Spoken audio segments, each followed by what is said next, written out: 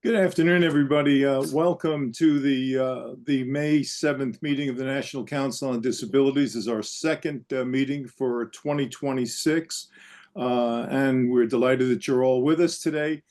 Sorry we started a couple of minutes late. Happens, but we're going to do everything right on time now. First of all, let me ask Mr. Stacy Brown from our team if you would take the roll. Yes, sir, Mr. Chairman. Thank you. I will begin with the council members. Mr. Chairman Neil Romano. Here. Oski Benali Jr. Here. Sasha Bittner. No. Theo Brady. Here. Risa Rifkin. Here. Kim Ridley. Here. Brian Patchett. He will be here momentarily. Oh, great. I yield the floor back to you, Mr. Chairman. Thank you much. I appreciate that. And it's good to see you. Same here. Let me begin by our first order of business is to the acceptance of the minutes of today's agenda, I mean, for May 7th. Do I have a motion to accept I move that we accept the agenda for May 7th. Okay. Sasha moves. Do I have a second? I second this, Hosky. Thank you, Hosky. Appreciate it. Our second order of business is to the acceptance of the draft minutes for the January 22nd, 23rd NCD meeting. Do I have? I move that we accept the minutes. Do I have a second? I'll second. Second. Okay, so now let's go back to the first vote and vote. But I didn't call for a vote. So for the first, for the acceptance of the minutes, do we have, can I call for a vote? Ayes? Aye. Aye. Aye. Any nays? Okay, for the second vote, the ayes, nays, ayes? Aye. Aye. Aye. Okay, they've both passed. Please, please forgive a rusty chairman. I haven't been a chairman for a while, and you forget the basics sometimes. But thank you all very much. Thank you guys. I appreciate you, Sasha. I can always count on you to get us going. Anyway, let me just kind of take a few minutes here to do a chairman's report. Do we know if Mr. Kinnemer is? If Mr. Patchett is on? Yeah. Mr. Patchett says that he can see and hear us, but he does not believe that we can hear him. Ah, okay. Well, then let me just begin by saying that, and we'll make that work soon, Brian, because it's important. So it's been pretty much it's been a busy quarter, this first quarter. For both the transition and the chairman's things that needed to be done. I'm just going to give you a few brief highlights. I don't like to go too far. And I would like to even start off my comments by saying I want to thank Anna Torres, our executive director, and the entire team, by the way, for making my transition here again easy, and maybe really appreciate how much they do. People, I always say it's kind of like the Wizard of Oz. You see the wizard in the front, but you don't know all the people pulling the things in the back to get it done, but they do. And I thank you personally, Anna, for that. I guess the first, one of the first things I did this year as the chairman in February, we got a new member, Brian Patchett. He's the president and CEO of the Louisiana Association of the Blind. He joined the council. He was appointed by the Speaker of the House, Mike Johnson, on February 2nd, and I had the distinct pleasure of being allowed to swear him in on February the 12th. He replaced our NCD former acting chairman, Mr. Sean Kinnemer, and I just wanted to take a minute also to say something about that. I wanted to thank Sean, and actually I also want to thank Claudia Gordon, the two acting chairmen before me, for the fact that they've brought this council safely where we are today, and I'm going to try and do the same. I would like to ask Brian to say a few words, but until we get him up, we'll reserve that for later. I do want to say on a very personal basis that Brian has chosen to be at this meeting today, even though he's had some fairly significant family issues he's dealing with, but he felt he needed to be with his NCD family and he wanted to be here. And I would like to say that for those of you who do, please give your thoughts and wishes and your prayers as he goes through some very, very difficult time, and just let him know we love and appreciate him and his family as we move forward. It's important. So Brian, when you're up, we'll give you that opportunity. NCD's executive committee met in March, and the minutes for that meeting are in your materials. If you haven't read them, you may want to take a quick look at them sometime soon to see some of the kinds of things that have gone on in the background over the last few months, trying to make sure that we can, we can continue with all the things that we have to do in terms of our federal responsibilities as a council. And one of the highlights from that meeting is that NCD, this is very, very important, is that NCD submitted a staff hiring plan to the Office of Personnel Management, OPM, on February 26, requesting permission to backfill 2 positions that are vital to achieve the agency's mission. OPM approved that plan, and very quickly, I think it was a matter of days that they approved that plan. And our executive director has already finalized the process required to develop and advertise for these positions, one of these positions. I just want to say, inside baseball, this was something that Anna had been working on extremely hard. And when it came to fruition, it came to fruition very, very quickly. And I think she needs a particular congratulations for having done that, because it was a difficult lift. And if I can say, during the current administration, expanding a program is not the norm. And I'm not saying that in a negative or a positive way. I'm saying it in just a factual way. And to be able to show that NCD needed some additional staff to get some things done, and to prove that during this particular time was I think, just congratulations, Anna. Thank you so much for your hard work in that area. Another thing we did was a strategic planning committee was established to revise our strategic plan for FY 27 through 32. I have, having been through the process a couple of times for a strategic plan, it's very, very important. And it's one of the areas where we have an opportunity to look at some of the things we've done, some of the things we think we're going to want to do, but what the basic direction of the council is going to be. And that's important because from my point of view, I think from many people's point of view, that helps add a bit of continuity to NCD. As you change, continuously changing, which is, I always say to people, it's the process. As you change from administration to administration, as different people come and go, there's still a baseline that we work on of things. And it's terribly important to get that done. So we did that.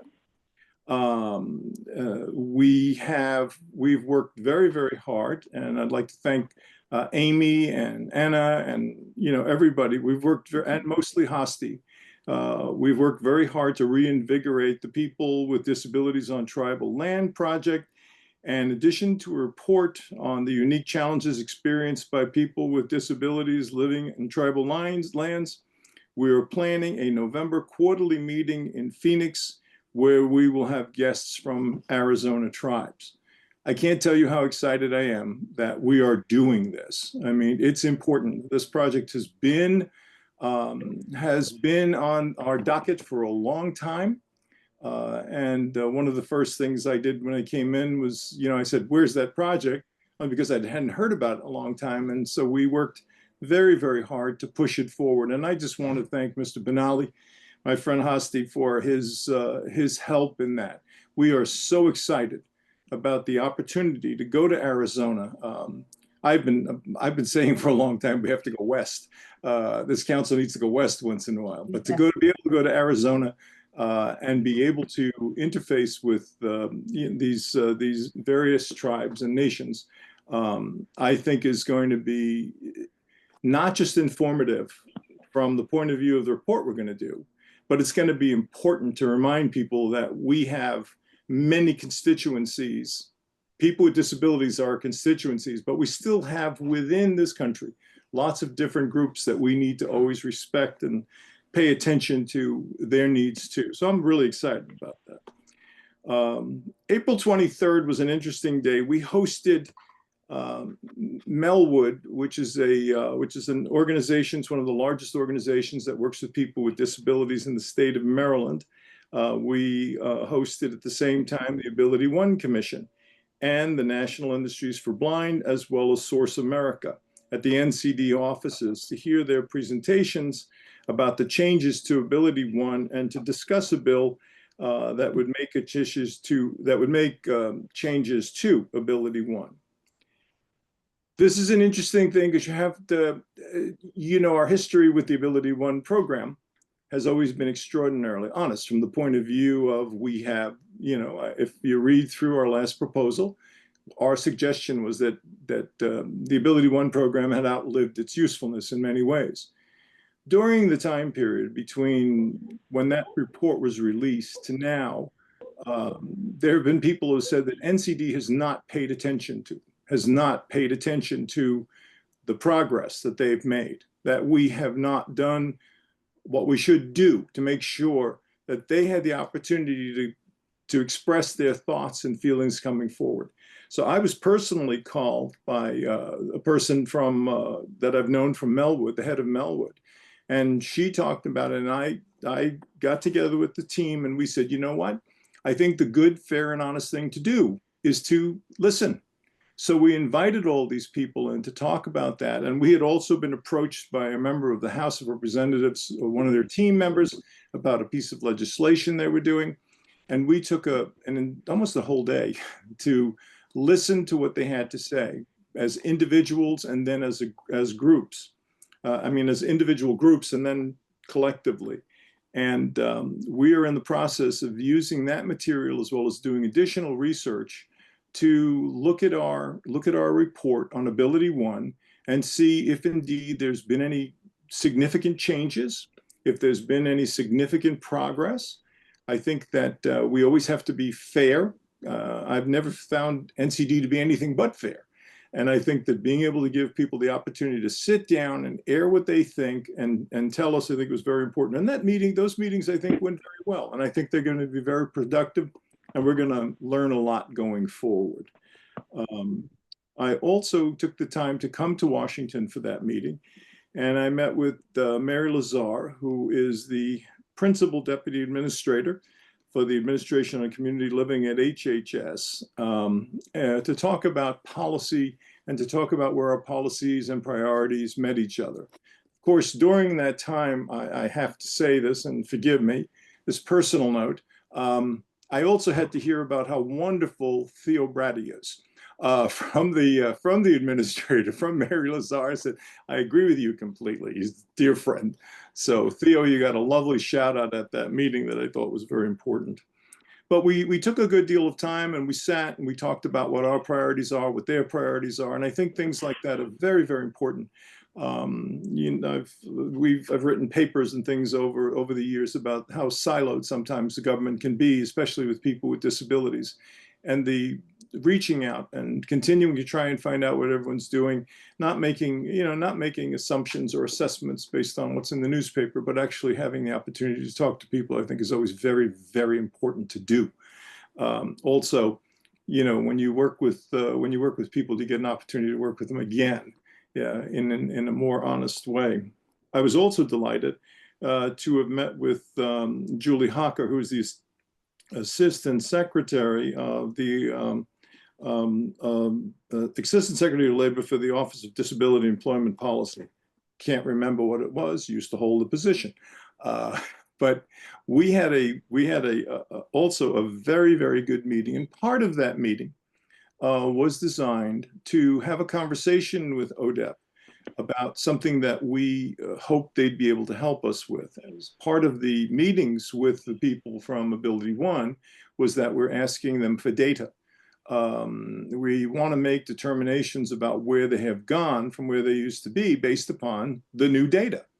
And very honestly, we sat down and the staff, although I know that the staff would be very competent to interpret that data, we drew in the people from ODEP and asked them if they wouldn't mind working with us to help us be sure that we were interpreting all the data correctly, since they have an entire group that does nothing but that. So we had that conversation. We've had a subsequent conversation. And when the data comes in from those different organizations, we are going to also work with ODEP to see if they can work with us to understand it better. One of the issues with Ability One has been and continues to be that it's really 3 organizations. And attempting to get all the data correctly in its proper place, whether it's Source America, National, NIB, National Industries for the Blind, or Ability One itself as a federal entity, the data tends to be, sometimes it's, they give it to you cumulatively, and it doesn't tell the full story. So we want to get to that, and we have that as a possibility. So we're very happy about that. I have been asked by AADMD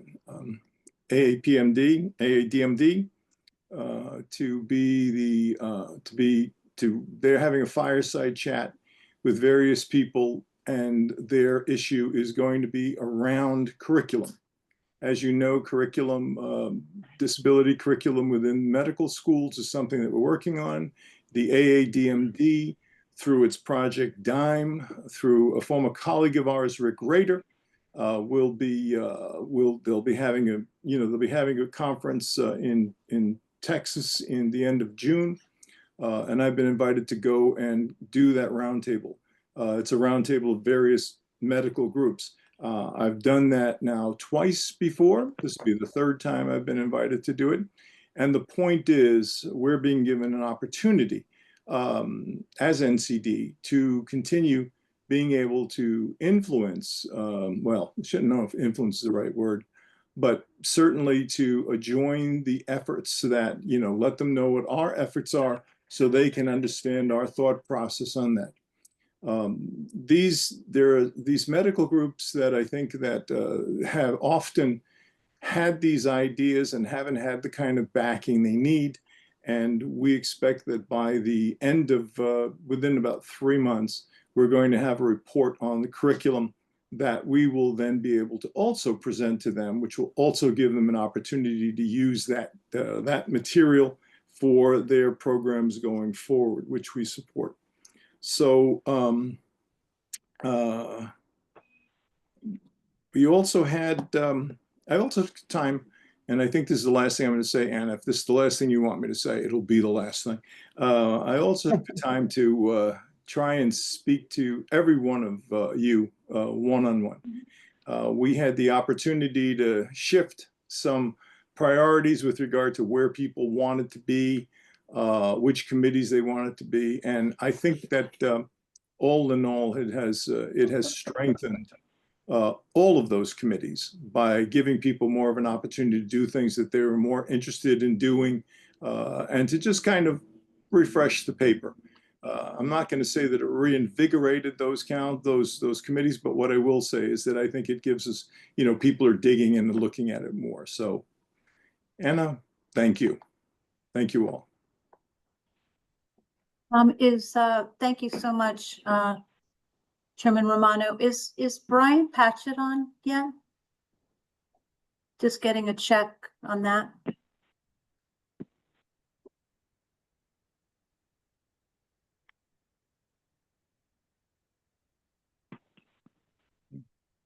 I'm not hearing anything.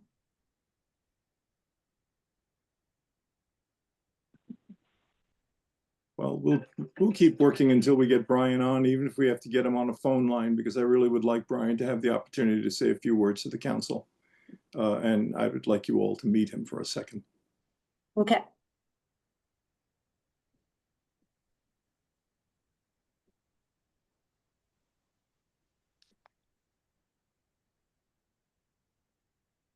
Okay, Can, Council. can you hear me now? Yes. Yay, touched it. We're good. Good job. Great. Hi, Thank Brian. you. Brian, thank you. Thank you for being here. Thank you for taking the time. I don't know if you heard my introduction, but we, introduced who you are. I'd like you to take a few minutes to tell us a little bit about yourself. And I thank you for your time, especially right now. Thank you, Neil. I appreciate that and appreciate being a part of this committee. I really am looking forward to being a part of this council. And so my name is Brian Patchett. I have been involved in disability-related services for a long time. I've been CEO of a couple of different organizations that deliver services to people in a couple of different states, actually. I've been in Louisiana now for almost 4 years.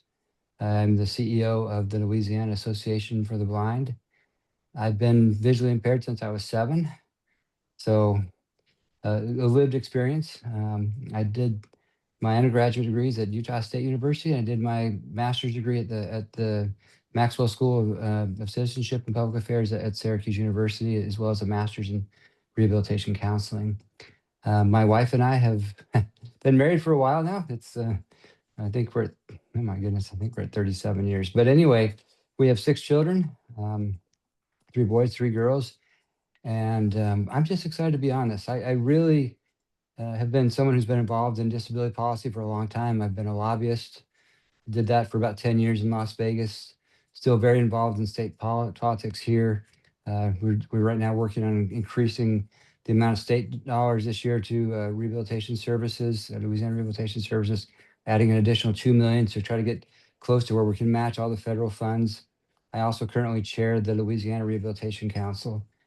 And so that's some of my background, but it's just really into into policy, and also just trying to help those of us with disabilities to be more independent, more able to access the world around us. That's really my focus, and that's when I say disability, I mean across the board. I worked for Easter Seals for a lot of years. I was a CEO there at one point, and Neil mentioned about some personal family things. I will share that just because it's been what I've been living the last 3 weeks. Um, my oldest son and another pilot were they're down in Corpus Christi. My son's in the Navy. This, however, was a non-Navy flight that they were on. They were doing some training stuff in a Piper, and they were doing touch and goes. And the last time they came down to land, they were on short final, which means you're pretty much committed at that point. Your flaps are down, going really slow, and the engine quit in the airplane. And so they hit electrical wires, then hit the ground. Thankfully, that they landed on the bottom of the airplane. Both pilots were pretty severely burned. There was a big fire. Thankfully, they got out before the plane exploded, but they've been in the ICU burn unit at Brooke Army Medical Center in San Antonio, which is one of the best burn units in the country.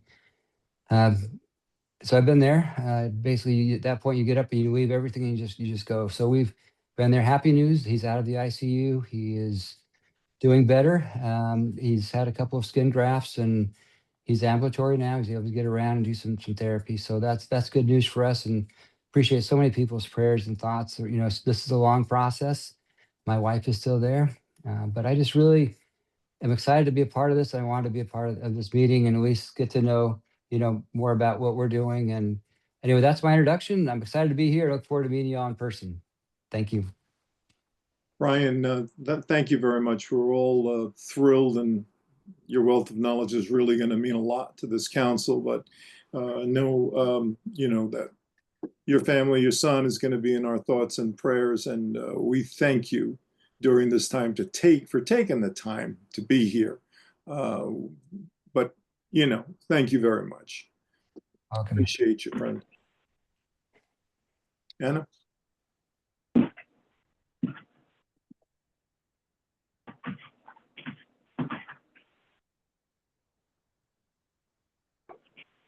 Your mic's not on. I believe that we're moving on to council member reports. Yes.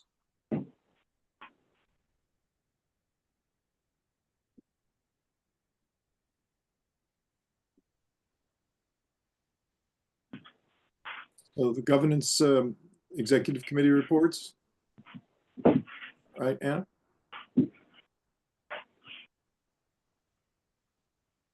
I don't have any governance signed at the start, but no, I am the uh, I am the governance and I have nothing to report at this time.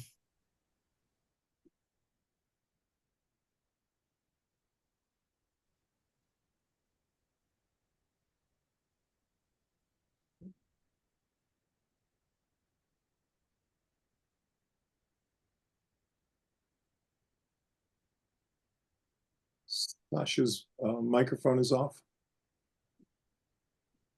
Do any of the council members have reports for this quarter? Oh, I'm sorry, Anna, I skipped that council member reports.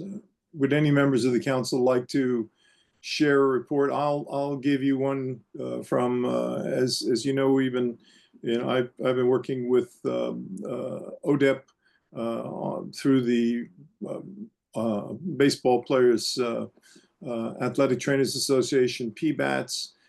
We are going to be working with ODEP this summer. And this is all voluntary. We're working with ODEP this summer to put together a program and regarding mental health within baseball and how it relates to employment. So we're very excited about working on that separate from, distinct from this work. Any other reports? Neil, I can give one. Please, Kim. Thank you. Good afternoon, everybody. So glad to be here. I can say from the perspective of what we've been doing in New York, working on a bunch of issues, ensuring that people with disabilities are represented as much as possible in the state budget. And the many topics that we are addressing regularly are health equity. Actually really proud to give a shout out to Dr. Rick Rader, who I saw was in the group of attendees. One of my associate directors and I are working very closely with him to do as much as we can regarding Project Dime and all things health equity and making sure that people with disabilities are included in curriculums for medical students in New York. So excited to be working on that project in two different ways. Doing lots of work in employment. We also work with our federal partners at ODEP and concepts through the ODEP contract, I think is how that works. Employment is one of our top priorities for our office, so always working on things there. Implementing 2 executive orders, come to find out, is a tremendous amount of work. So we've been very busy doing that.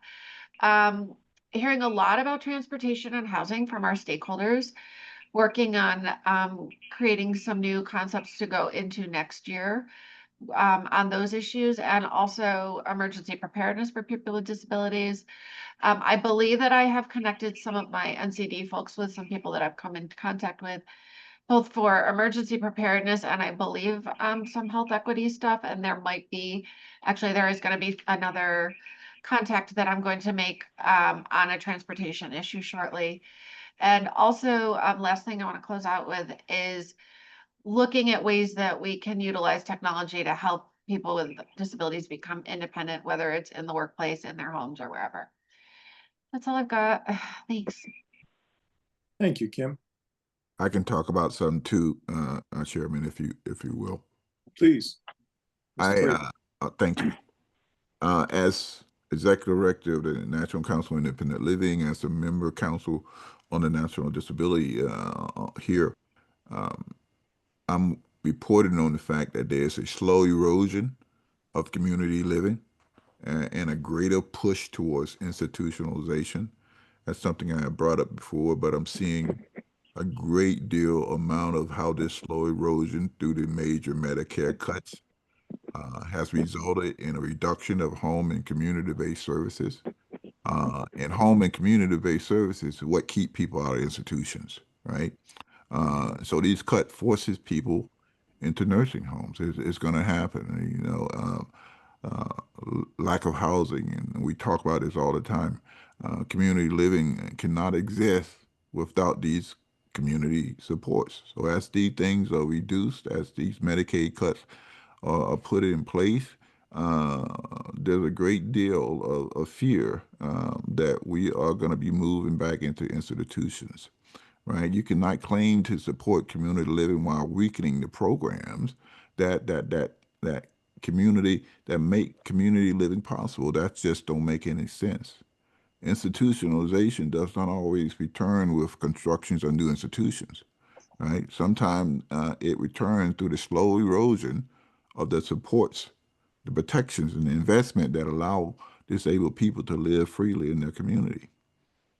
Community living only works when there is strong commitment to civil rights, Medicaid, home and community-based services, accessible housing, transportation, peer support, as well as independent living programs. When those systems are weakened, little by little, community living is weakened little by little. And so I just want to make sure that we do not overlook this slow erosion. And I'd like to continue to bring that to NCD's attention. Thank you. Thank Can I Sasha. go? Yeah, so going off what Theo talked about, I'm on the state council on developmental disabilities in California, as well as a few other communities, and we too are very, very worried about not the dismantling of community living, but that it will be kind of stripped away so that only those who have family support or have money will be able to stay in the community. And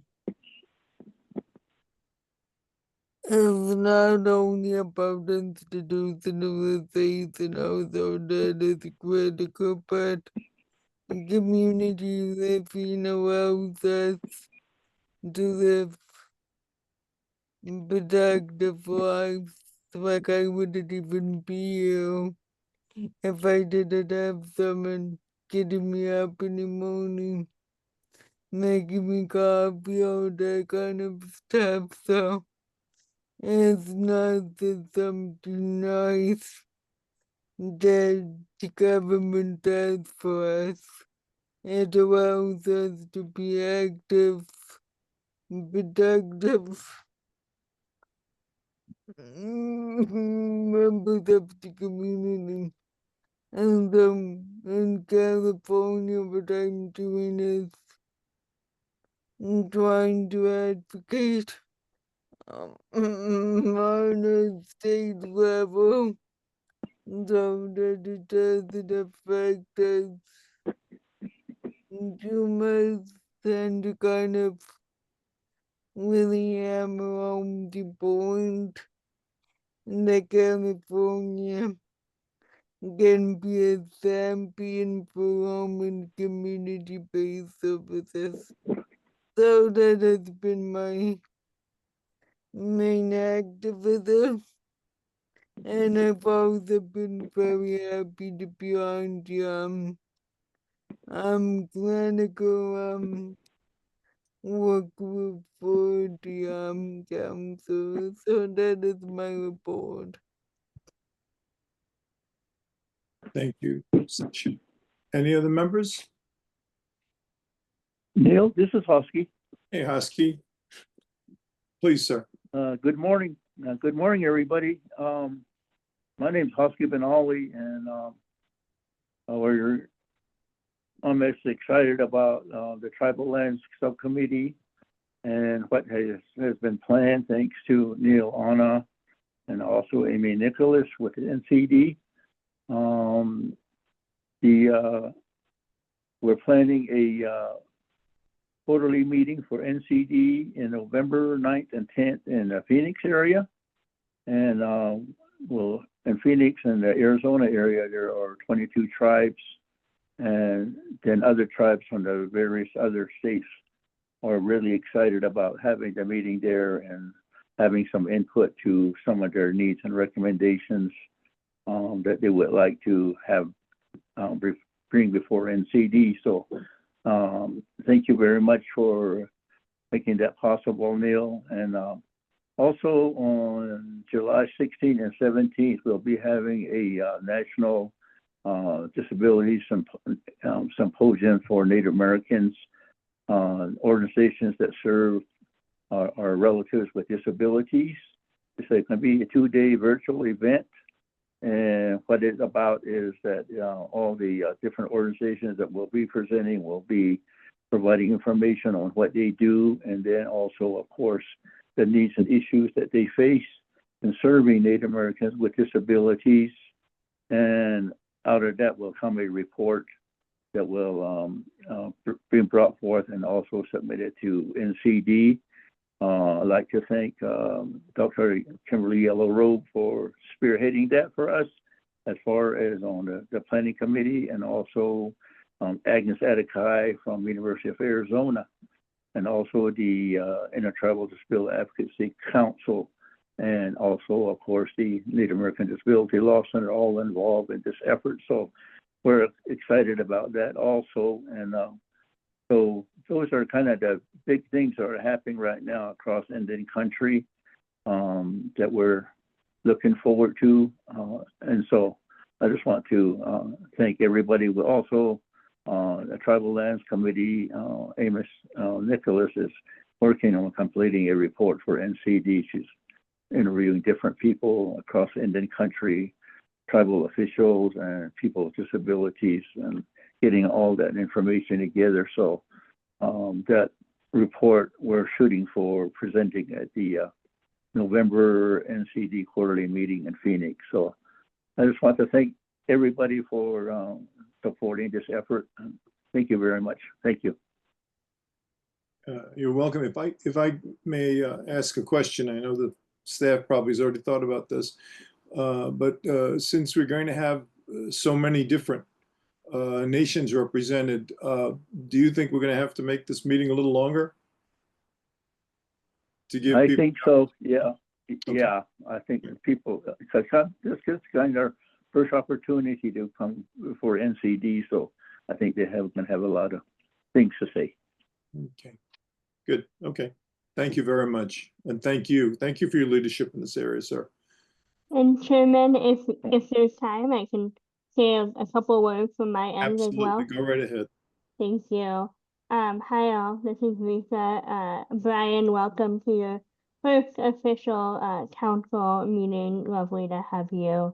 You know, I don't have too much to report. I feel like it's been a busy couple of months surveying on both the progress report subcommittee and the health committee as well, health disparities committee. More to come from both, I think, later in this agenda. I do want to raise something that I've been seeing consistently, you know, in this community around real concern at this time with continued denial of civil rights, disability rights, access to accommodation and accessibility for those who are being detained at ICE detention centers. This is a disability issue, and I just think it needs to have a moment in our council meetings as well, just to know that we are hearing it, I am seeing it. And so, you know, Chairman, I don't know what future conversations could look like, but I just know that's the reality of where we are in this moment. So thank you. Thank you, Risa. I guess we have, when we look at issues like this, you know, and the degree and what we're talking about, I think what's important sometimes is that we ask. I have found it very, very effective historically, and you know, if the council wishes, and you know, once we talk about it, is to ask the question, what's going on? It's very interesting to get a letter from NCD to those groups saying, can you at least outline and tell us what is happening? That in and of itself could be something of value and something that you and I, we can talk about this. We'll find, but in the past we have found, as I said, we found very effective to be able to say, what's going on? You know, and once again, it's the same kind of thing that we talked about earlier. It's like, yeah, it's like, I can read about it in the newspapers. That's great. Tell me what's going on, you know, and let's see that perspective. We might not agree with it, but at least they know someone's watching sometimes. And I think that's effective, but we'll go further in that. Okay. Risa, thank you. Anybody else?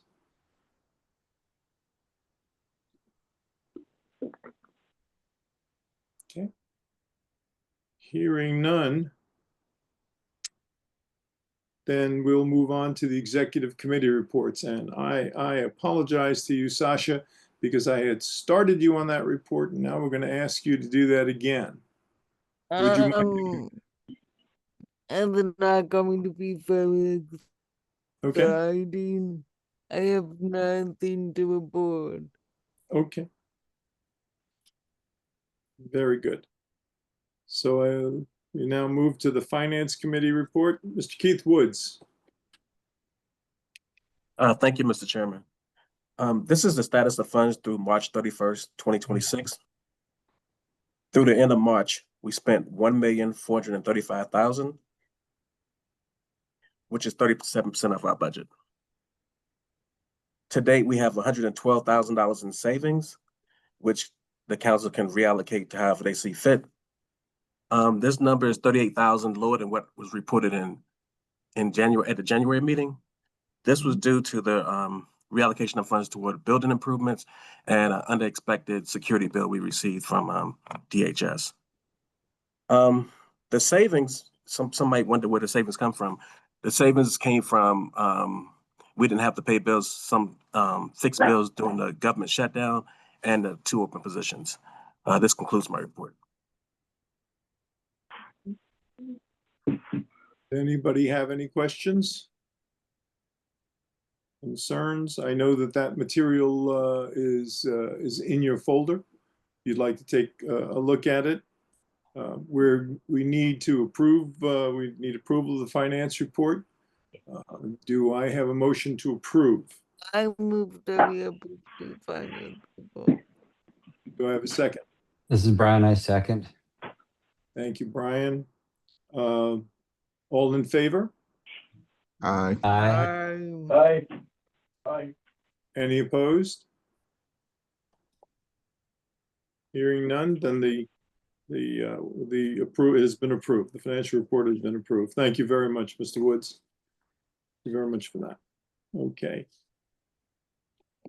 Now we're going to move into policy updates. Joan? Good afternoon, everybody. And thank you, Mr. Chairman. Thank you. This will be a very brief update, as I'll just cover the time period from the last council meeting in January. Since the last council meeting, we've made good progress on our currently underway work. Most notably, Neil mentioned this, we met with several stakeholders regarding Ability One's modernization efforts, including Ability One itself, Melwood, National Industries for the Blind, and Source America. We have requested an extensive list of data from Ability One to better understand their efforts, and we'll report back on our findings. On the younger people in nursing home project front, we are finally making a bit of headway and getting some needed data from CMS. It was quite an extensive process to get it, and still is, and to get it to our contractor who will be analyzing it to figure out our next steps there. We've begun compiling the RFI responses we received on the state and local emergency management front, and Amy will shortly begin drafting that report. Finally, later on today, Joy will review the current draft of NCD's progress report, and you'll have the opportunity to provide feedback and input. Also of note, and Hosky mentioned this, we have a standing committee on tribal lands and indigenous peoples, and Amy attended at Hosky's urging the recent American Indian Disability Summit in Phoenix. She also toured Ability 360's facilities, which we'll be using for NCD's November council meeting, as the chairman mentioned. She continues to conduct interviews for the travel land report and I hope to have it done in time for that meeting. SAD is aiming to have the disability competency curriculum project ready for a vote at our August meeting in DC. He has begun putting pen to paper and will have the first draft ready for the committee's review at the end of this month. We continue our follow-up on our transportation report, requesting meetings with our sister federal agencies to discuss our recommendations. And then finally, at this meeting, the council will be going through the 12 policy proposals submitted for FY27 work, with your votes needed by May 14th. Following that vote, Judd and Joy will be presenting the top vote getters at the upcoming Nickel Conference, at CEO's conference, and soliciting feedback and input on those projects before undertaking full development of the scopes of work. That concludes my report, but I'm open to any questions on any of our underway work. Does anybody have any questions? Thank you very much, Joan. I appreciate that.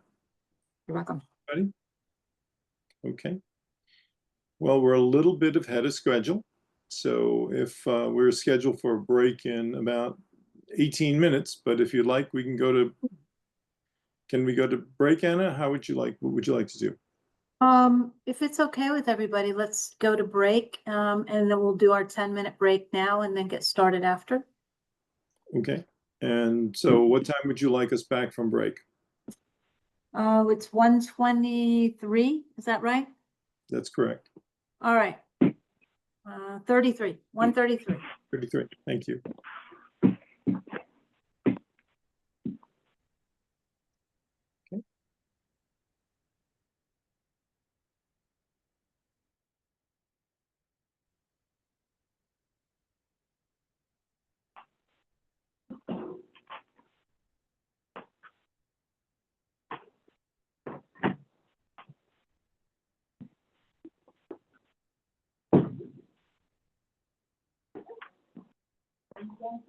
No, just going free.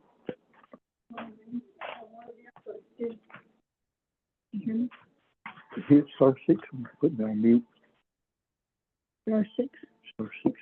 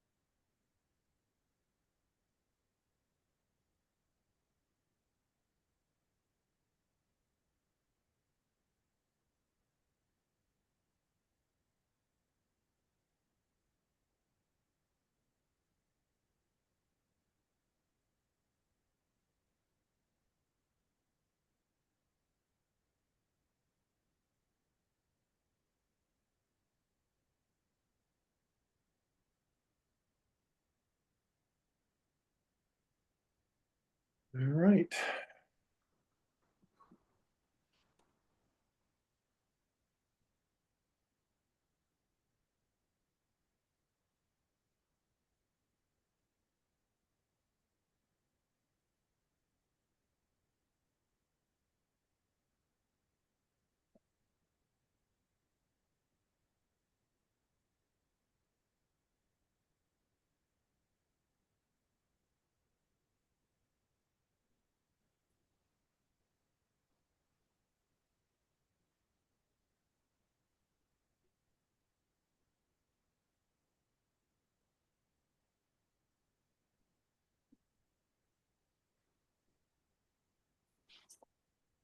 Okay.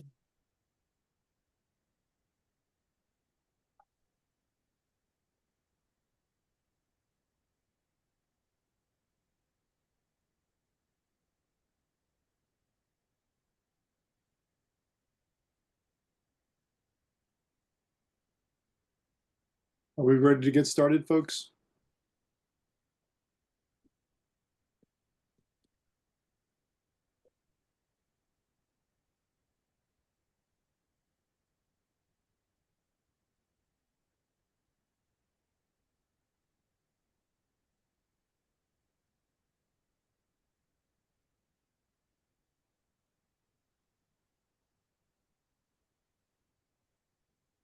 Okay. Well, we're back, and do I have Cart? Do I have everyone back again?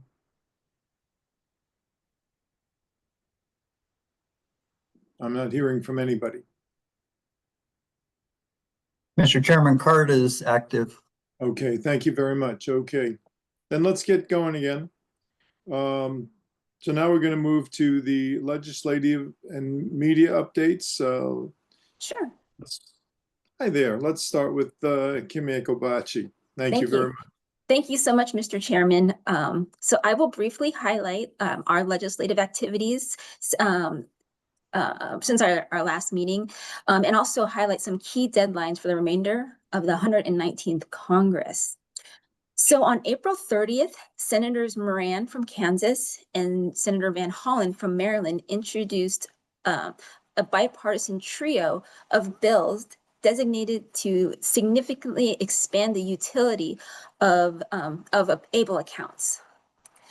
So the first one is the ABLE Match Act, which would create a federal matching program of up to $2,000 per year for contributions made by eligible individuals with disabilities, and this would mirror the federal Savers Match program. Next, we have the Able Tomorrow Act, which is a comprehensive bill that would eliminate the Medicaid clawback for beneficiaries when a beneficiary dies. It would also allow employers to make tax advantage contributions to an ABLE account instead of a traditional retirement plan like a 401k. It also authorizes $50 million annually through 2031 for state level awareness and educational grants. And then third, there's the ABLE Direct Deposit Act, a straightforward clarification ensuring that direct deposits from employers or the government program can be sent directly to ABLE accounts. And so, Mr. Chairman, as you are aware, in the early stages of ABLE, when it was enacted, the House Appropriations Committee assigned NCD as the federal interagency coordinator with the leadership role of increasing the cross flow of information among federal, state, and non-governmental agencies to encourage greater education and information about ABLE accounts. And we've been constantly, every year we monitor the progress of ABLE, and we're very excited about how many people are now now using ABLE for disability-related expenses. So other highlights I wanted to mention are that in mid-April, Senator Langford of Oklahoma, he notified NCD of his intent in seeking NCD, his he was encouraging NCD to update its 2019 report, The Dangers of Assisted Suicide, because this is becoming a hot topic in the media as well too. In addition to Senator Langford's office was wanted to organize a federal symposium on assisted suicide and have NCD play a leadership role and given our expertise on this topic. And then finally, Senator Langford's office also informed us that they had submitted several appropriations report language requests based on NCD's past findings and recommendations from our 2019 suicide report. Looking ahead,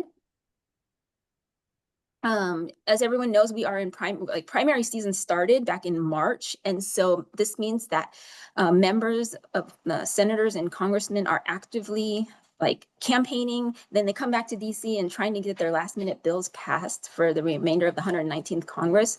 So we anticipate that most bills will be on appropriations that move and we're hearing about a possible third reconciliation package. Some dates to look forward to. So September 30th is the deadline for, it ends the fiscal year for 2026 and NCD's funding would end. Also to September 30th also is the deadline for the surface transportation reauthorization bill. And then November 3rd are the midterms. So I think that's what we're looking at for the rest of the year, Mr. Chairman. Thank you. Thank you very much, Kimmy. Does anybody have any questions? Okay. We're going to wind up touching on the Senator Langford assisted suicide material a little bit again later. But for now, let's, Nick, Mr. Stabula, Public Affairs, please. Good afternoon, Mr. Chairman, council members and staff. I'm Nick Sabula. I'm the Public Affairs Specialist with a little short update on our public affairs activities since our last meeting. In looking at NCD's community relations processes, right now we're tracking a few upcoming outreach events, including town halls in July for both Washington, D.C. and Austin, Texas. And as we get closer to that, obviously, we'll be putting out more information on that. As always, we're looking to continuously improve our technical aspects of meetings and look forward to our hybrid meeting in DC in August at the Access Board, which is right across the hall from our NCD office. And also, as previously mentioned, our Phoenix meeting that's coming up in November. And NCD will promote both the meetings and stages once the key logistics are locked down, and we'd welcome the cross promotion on part of the members and their networks as we get to that point. Our legislative affairs and outreach team, that's both Kimmy and I, we've been focusing on how to use AI within the roles as federal communicators in our different processes. And as with anything, we always look to the public for public dissemination, how we need to approach this new technology, and focusing on how we're going to validate it, because obviously we want to make sure that those quality control processes are in place for when we do use it more. We are planning on offering a virtual policy briefing on the economic opportunities and barriers for Americans with disabilities in our June-July timeframe in recognition of the 36th anniversary of the ADA. And we'll be disseminating that information about that shortly. So be on the lookout for that, and please plan to join us.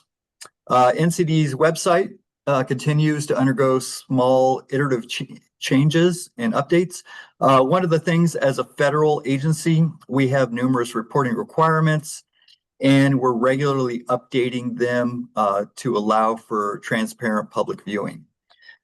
Speaking of the public, right now we have just a little over 3,000 people have signed up for our email list.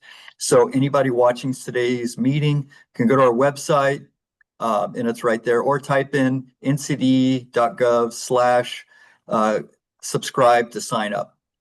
And on our website in the last 90 days, we've had approximately 2,518 file downloads for our reports. And again, we have basically all 400 reports that we've had since we started as an agency.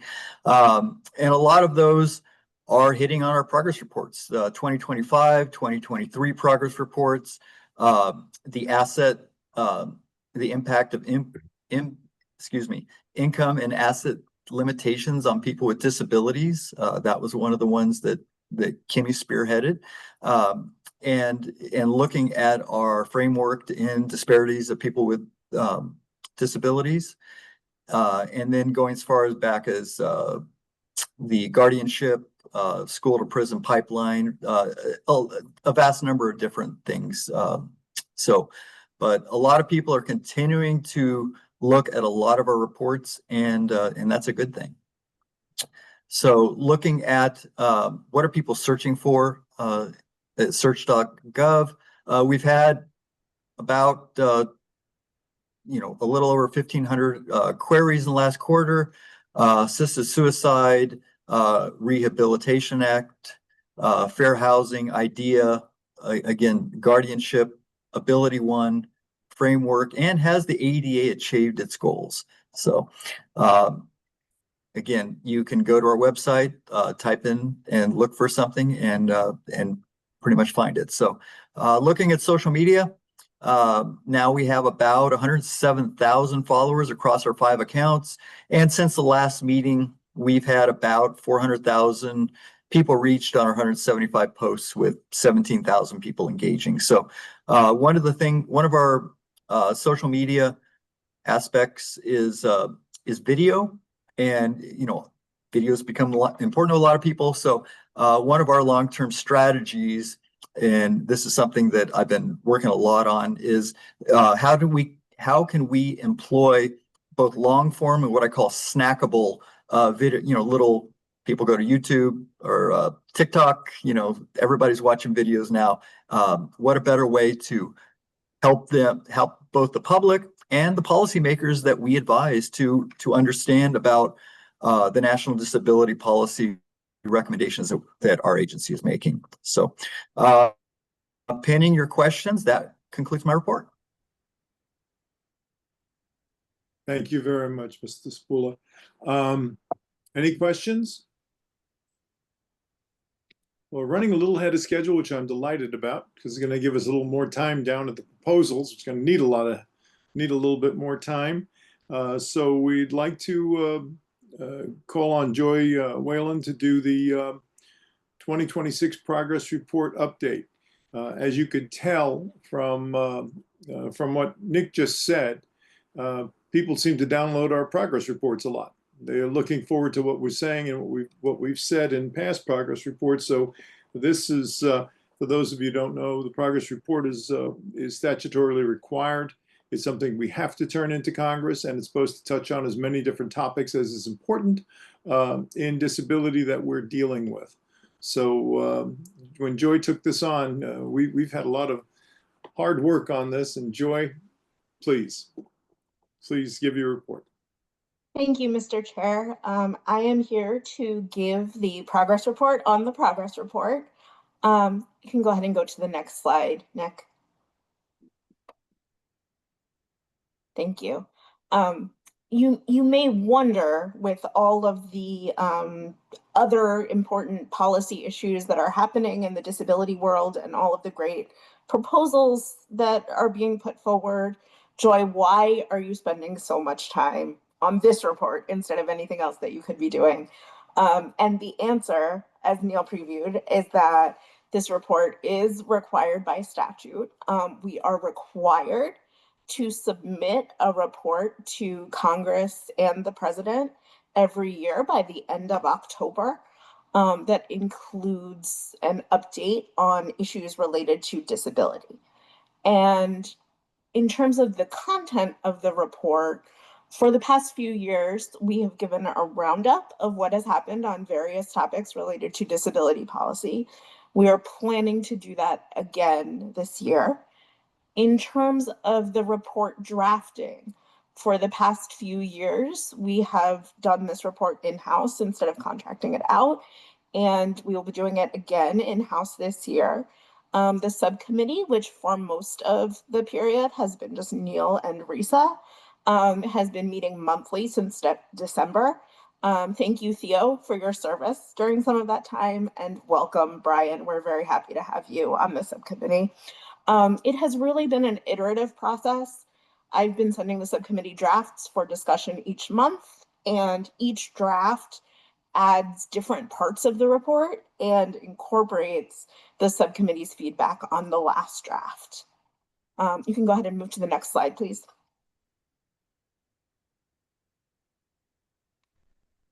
So what have we done so far? The progress report thus far, and the draft was included in the council members' materials, includes a description of developments on different topics in disability policy. And we've worked very hard with feedback on the council on the tone of the report. We want to make sure that the council is not predicting what might happen. We want to make sure that we're reporting just the facts, so to speak, in order to preserve the council's credibility on these issues. We're also giving examples of what NCD has said in the past about each issue. And this year we'll be including links throughout the report so that people can read more of our work on each issue. The current draft includes some very preliminary recommendations, but those are rough right now, and we will keep workshopping those and add some more as we go along. Just to give a preview, some of the recommendations in the current draft include recommending a private right of action under the Air Carrier Access Act. And as some of the council members just spoke about, ensuring that any changes to home and community-based services that states are making will not lead to unnecessary institutionalization of people with disabilities. Our goal this year is to be able to package the recommendations in different ways so that it can be used effectively, including by very busy congressional offices. So we'll have some one-pagers that can be shared with those offices as quick takeaways on our recommendations. Next slide, please. So what have we been doing so far? What I'm going to do is talk about each of the topics that are in the report, each of the sections, and then I'll talk about each section in a little bit more detail. The 5 major sections that are going to be in the report are about health status and healthcare, transportation, education, employment, and artificial intelligence and other technology. Next slide, please. I'm really going to speed through what's in each section in the interest of time. So apologies in advance to our CART reporter and our ASL interpreter, but all of the council members have the report and you can look at each of these in more detail at your leisure. Just as a little teaser, the health status and healthcare report is going to include discussion of, or currently includes, I should say, discussion of the NIH strategic plan for disability health research, discussion of changes to Medicaid, funding for HHS programs, some of the staff reductions at the Department of Veterans Affairs that affect healthcare, and a Government Accountability Office report on healthcare accessibility that cites and aligns with NCD recommendations. Next slide, please.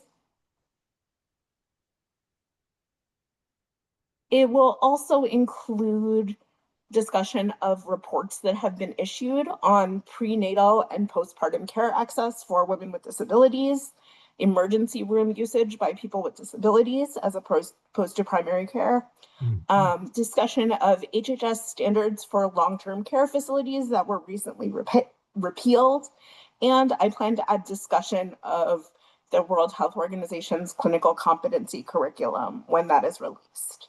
Next slide, please. Our section on transportation, which is section 2 of the report. In our piece of transportation about ground transportation, we'll discuss NCD's report on ground transportation for people with mobility disabilities that was released in July. We'll discuss some improvements in wheelchair accessible vehicle access, both in the state of Minnesota and as a result of a recent settlement with Super Shuttle. And we'll also touch on some services that Uber is using to expand services for people with intellectual and developmental disabilities. Next slide, please. When it comes to air transportation, we'll discuss the delay to enforcement of parts of a rule that the Department of Transportation issued under the Air Carrier Access Act, an order that the Department of Transportation issued against American Airlines related to wheelchair handling, and recent Department of Transportation complaint data that really shows that wheelchair handling continues to be an industry-wide problem. Next slide, please. Moving on to section 3, which is about education. We'll discuss some legislation that would limit the use of seclusion and restraint that is consistent with NCD's recommendations. Discuss the cancellation of grants for programs serving students with disabilities, teachers, and their parents at the Department of Education, and some of the restructuring that we've seen at the Department of Education, including in the Office for Civil Rights and the Office of Special Education and Rehabilitative Services. Next slide, please. For section 4, which is related to employment, we'll touch on many statistics related to disability employment, including labor force participation, unemployment statistics, integrated employment, subminimum wage, and then also discuss the role of the federal government as a model employer for people with disabilities. And then, as Chair Romano previewed, we will have a little bit of an update on the Ability One program that discusses any progress since last year's progress report. Next slide, please. In our final section, we will touch on artificial intelligence and other technology. On the artificial intelligence front, we'll talk about the potential of AI to reduce accessibility barriers, but also the need that it be implemented with care so that AI does not end up either excluding or discriminating people with disabilities. We'll discuss an inclusive AI governance framework that the American Association of People with Disabilities is developing, some legislation that would prohibit algorithms from being used in a manner that's discriminatory, how AI portrays people with disabilities, how AI is being used as a workplace accommodation, a caregiver artificial intelligence competition that is being sponsored by HHS that looks at how AI can be used to support caregiving and help with direct care needs, and also how AI is being used to make decisions about home and community-based services and in special education. Next slide. On the technology front, we'll highlight some promising practices in technology, including how companies like Hilton and Target are using technology to improve access for customers with vision disabilities. Also, how some cities are using robots to do accessibility surveys of sidewalks. Some new types of technology that are developing that can be used to control computers and wheelchairs without using your hands or speech. And also a recent General Services Administration report that assessed federal government compliance with Section 508, which deals with accessibility of technology that is used by federal agencies. Next slide, please.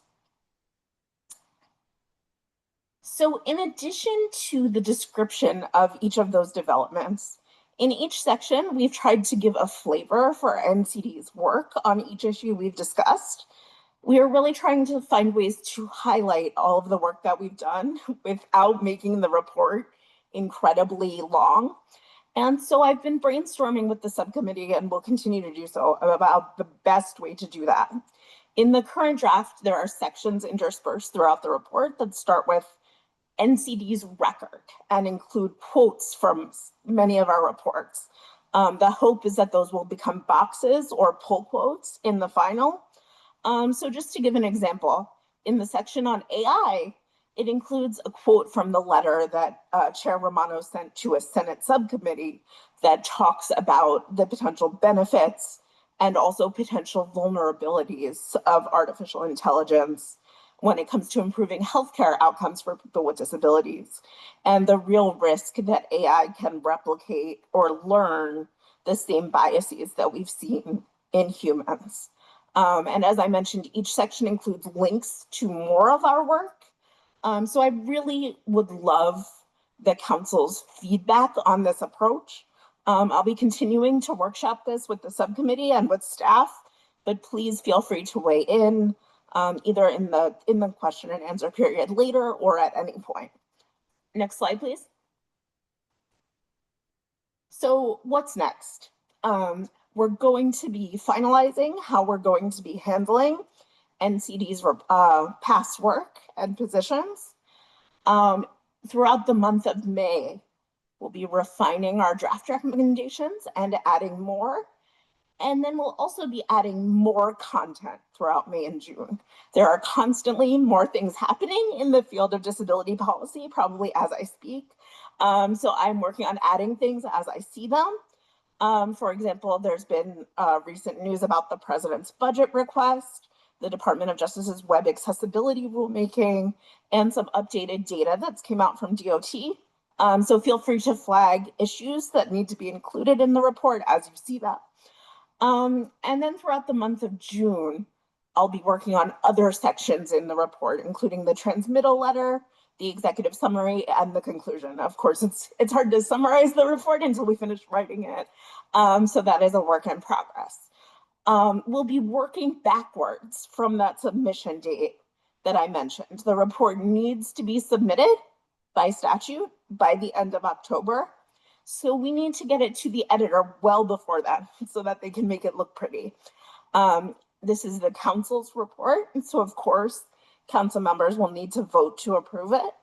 In the past, the council has voted at the July meeting. So our editor has time to do prep work related to the report. Of course, this year, the council will be meeting next in August. So we're in the process of figuring out if the council can vote at the August meeting. If that doesn't give sufficient time, we might need to do a vote by email in July. So we will be figuring all of that out. Please stay tuned for more information, but we'll make sure we hit that deadline in October. Next slide, please. So at this point, I'd like to open things up for feedback and questions from the council member. Feedback on either the approach to NCD's past work or anything else that I've mentioned. And I'd love to take your questions. Thank you. Thank you, Joy. Questions? Comments?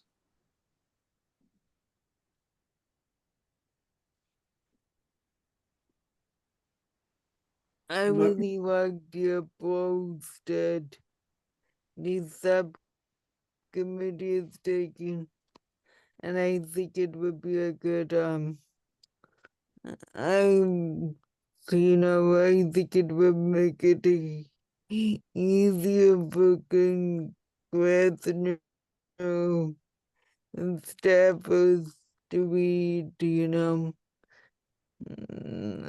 so, and these are the topics that have been on my mind too, so it looks really good.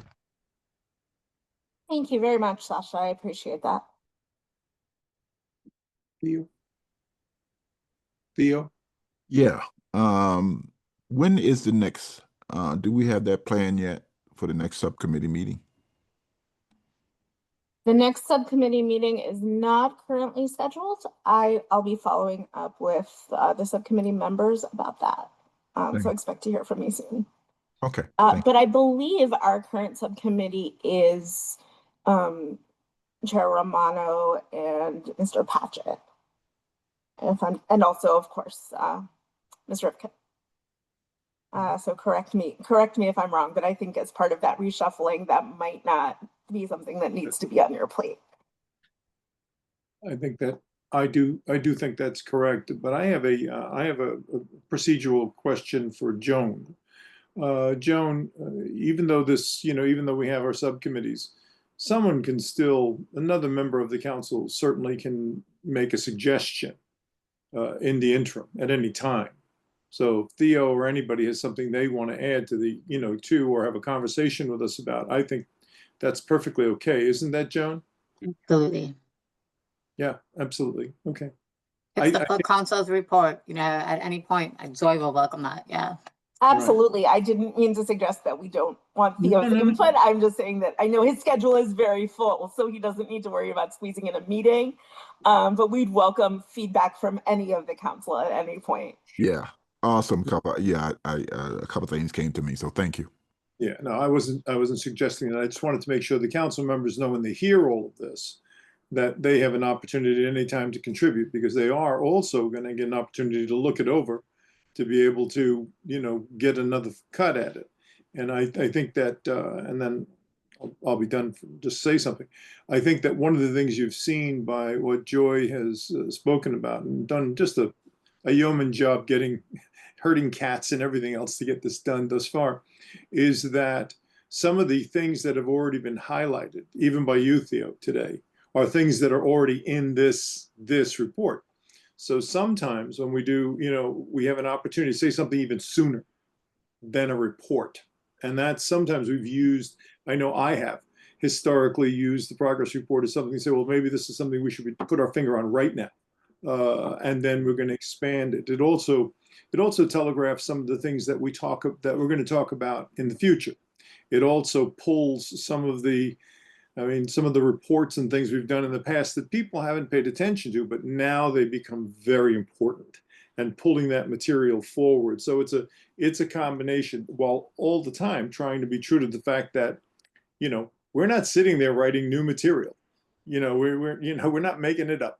This is council work, and the more the council can do to be part of it, the better off it is. The more conversation, the better off it is. We try to keep it in the, you know, in the subcommittees, as you know, Theo, only because we can't expect all of y'all to be on every committee meeting. Hey, I've been trying that lately. Trust me, it's not easy.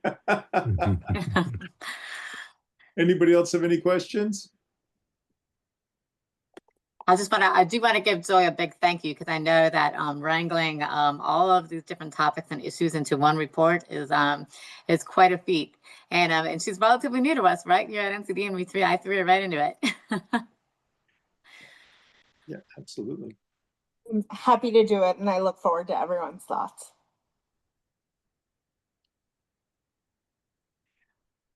Are there any other questions?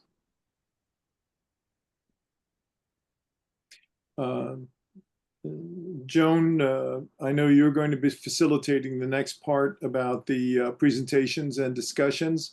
I would just like to say a little something before we begin that. It's just a segue for me. As you could see in something like the progress report, there are times that we want to say things immediately, things that, you know, are important to us, that are on the agenda or moving along. As I looked through and read every one of these pieces that you sent in, and I was very, very happy. And Joan, thank you so much, and everybody, for your submitting things. It's great. But it's important to know that sometimes something that might be one of these suggestions might wind up in a progress report even more quickly, because we're just improving on something, or we're just adding that to push it out, you know, because we think it's even more important than waiting for a big, you know, rangy report.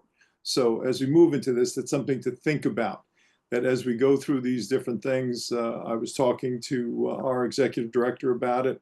There have been times when we've done some of these reports as a letter.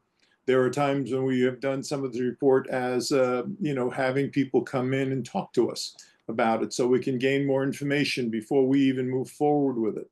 But every one of these is appreciated, and I just wanted to say that, because I've been thinking about the effort that went into each and every one of these, and I really don't like these to be beauty contests, or, you know, I don't like these to be, you know, they're all important.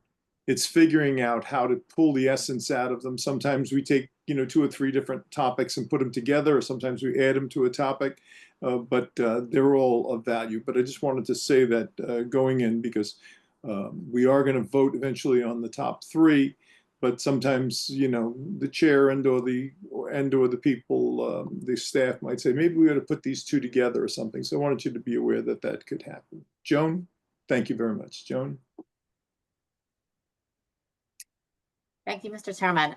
Yes, that helps a lot because, as we know, you received 12 proposals, which is a good number for us, and from the staff perspective, we are really happy with that, to have that kind of engagement on different issues and trying to figure out, they're all really interesting and great. And I'm glad, Neil, that you said all of that because we do try, even though there's those top 3, we do try with all of the things that are put in here to kind of squeeze them in other places or write a letter or combine them.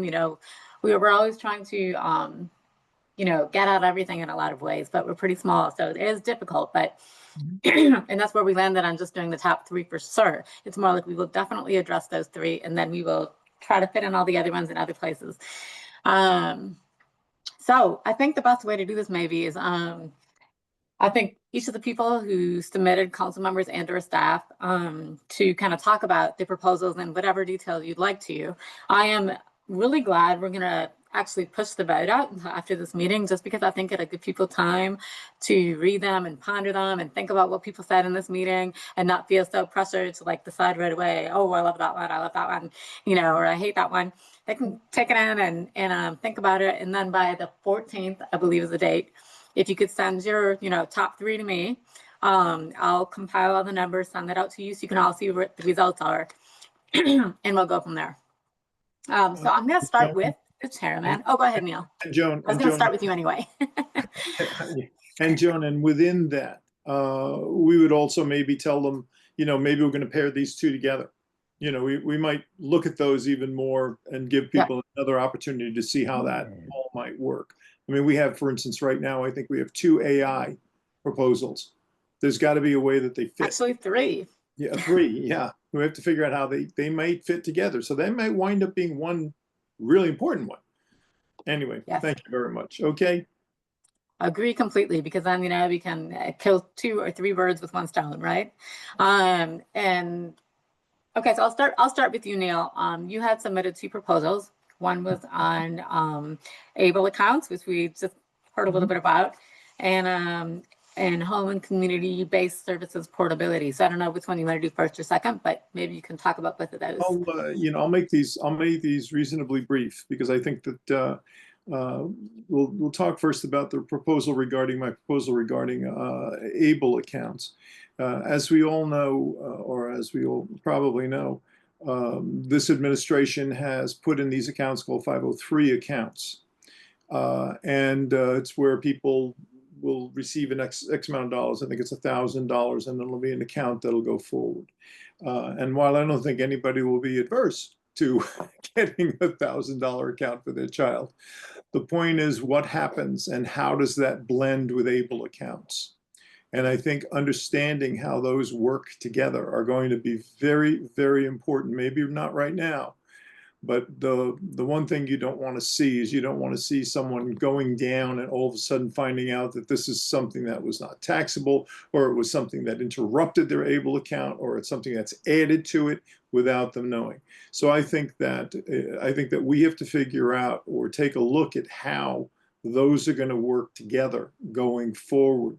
So, I just think that it's important to take those Trump accounts with the existing ABLE accounts and see how they're going to work together. And this report would analyze how these 2 saving tools can be structured to complement each other. That's really important. Just want to make sure it complements each other. Sometimes we do these programs and the unintended consequences are not figured out until they become bad consequences.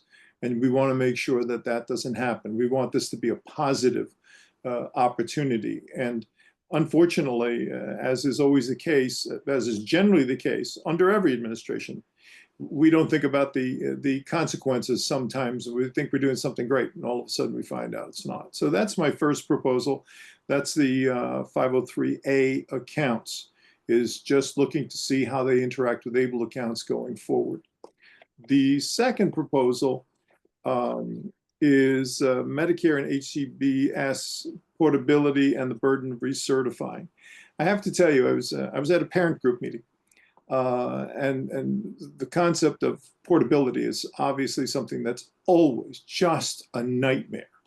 for people. I mean, I had a young lady who called me and moved 4 miles and lost all the services because she crossed the state border. She lost all the services for 6 of her children and had no idea that this was all going to happen. And to help unravel it just was an absolute unbelievable task for those folks. And then in talking to this parent group, you know, talking about the need that every time you move, having to be recertified as a person with a disability is onerous, it's expensive, and more often than not, it's also very, very, you know, it's a challenging thing for people to have to do that again. And what an absurdity. I mean, forgive me, I'm using non-political good words, but I'm going to say, what an absurdity to have to retell someone that my child and get tested to see if they have Down syndrome. I mean, how dumb is that? And how eliminating things like that, how does that, you know, help provide less paperwork for all the governments involved, you know, and provide, you know, less cost to all the governments involved. But the fact of the matter is that when you put those two, you know, you put those issues together, again and again and again, I've heard this for years, but no louder than I heard it over the last 6 months with a series of parent groups that I met with just very casually. So I'm going to very quickly read this, Joan. I'm gonna do it. I'm gonna read it so you don't have to deal with Neil's crazy. Just the thing I wrote. It says the National Council should review the systemic barriers caused by the lack of interstate portability within Medicare and home and community-based services programs, especially the requirements that individuals must reestablish their disability eligibility when moving between states, even if their disability is lifelong and medically documented. This report would examine how state-by-state eligibility decisions, waiting lists, and recertification requirements limit mobility, employment opportunity, and family stability for Americans with disabilities. The study could highlight the economic and human effect of these policies, evaluate the roles of federal and state authorities, and contribute to fragmentation, and suggest policy solutions such as interstate portability agreements, standardized disability determinations, or federal guidance to enable individuals with disabilities to move, work, and live across state lines without losing access to essential supports. I think that is fairly obvious that that is an issue that is so big, so pervasive in our community. And very honestly, I see that as part and parcel of the fact that people with disabilities are never understood. They're never respected for the truth of who they are and what they are and the families involved. And I think this gets to both, it gets to both the issue of ableism, it gets both to a discrimination issue, and I think it also gets to issues of, you know, making people have better lives just purely by giving them the opportunity to move from place to place. Those are my two. Thank you very much, Joan. Thank you, Council. Thank you, Mr. Chairman. I am going to ask one of our staff members, Ann Summers McIntosh, who submitted a proposal that Neil talked about very briefly. That was unassisted suicide. Our Director of Legislative Affairs and Outreach, Ann Summers McIntosh, if you want to talk about your proposal. Sure. Thank you, Joan. This proposal is being put forth because as Neil mentioned earlier in the meeting, we had a senator approach NCD asking us what our process was for considering new projects. We explained that we were getting ready to embark on that process, and they respectfully asked that we consider a proposal to update our 2019 assisted suicide report. And so we pulled that together, and that one's in your packet as well. Several of you know that NCD has a nearly 30-year position against the legalization of assisted suicide. viewing it as a unique danger to people with disabilities due to presumptions about quality of life, caregiver abuse, and the like, but also as a form of disability discrimination, since when a disabled person expresses a want to end their lives, they don't receive the same suicide prevention services that someone would get if they weren't disabled, and the distinction between the two groups is their health or disability status. In 2019, as a part of our bioethics series of reports, NCD updated its earlier work on the topic and specifically outlined why each of the purported safeguards that are generally a part of the bills that are brought in state houses around the country seeking to legalize the practice are hollow and ineffective at preventing abuse and coercion. However, since 2019, several very notable things have occurred, which would make an update timely. And I'll just mention a few of them. The rest are in the proposal that you can read at your leisure. 6 more states have legalized assisted suicide since the writing of the 2019 report, and several states have expanded their laws or are seeking to expand their laws. In one example, a recent bill in California sought to expand eligibility to explicitly include people with disabilities who are not terminally ill. In 2021, Canada expanded their eligibility nationwide for assisted suicide and euthanasia to include people with disabilities outright, and are about to expand it again in 2027 to include people whose only condition is a mental health disability. Hundreds of people with disabilities are using it now every year in Canada, and they're being offered it without requesting it. Many of them are citing a lack of services in their motivation to pursue it. Last year, the United Nations condemned Canada's inclusion of people with disabilities in their federal programs eligibility, and they called on Canada's federal government to reverse course. In its report, the United Nations cited the same concerns that NCD raised about ableist views of quality of life of people with disabilities, and the concern that social reasons and the lack of services often fuels a person's sense of despondency with their disability. Finally, I'll mention that there was a recent scholarly article published that documented over 60 people with eating disorders who had died by assisted suicide, which stunningly qualified in those locations. And the scholarly report flagged substantial concerns with oversight and public safety. So were we to pursue this project, we would take a really hard look at these expansion efforts and their unique dangers to people with disabilities. We would ask what we can learn from the Canadian experience. We would dig into that UN report, look at the 13 states that have legalized, and explore if there have been any impacts on healthcare coverage, general suicide rates, and palliative care. And finally, we take a look at the state of social determinants of health and well-being in the United States and examine what role they play in this issue. I'm happy to take any questions. Thank you, Anne. Go ahead. And Mr. Chairman? I just would like to, I'd just like to say something to my fellow council members. This would be considered a follow-up to our report. And even though we were asked by a member of the United States Senate to do this or consider this, we're independent. And I really protect our independence since I've been here. It's been one of the things I don't, you know, we're not taking instructions, okay? But this is a timely issue.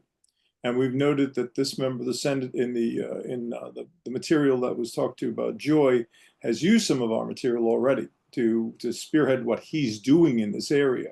So I see this as a follow-on to what we already, you know, as Anne said, we have a 30-year history of being opposed to this, and certainly I think that you know, I think that she's absolutely right that, you know, with all of the expansions, it's something that we would have taken up regardless, I think, you know, over the long haul. So I just, the whole Senate thing doesn't count as far as I think you're thinking.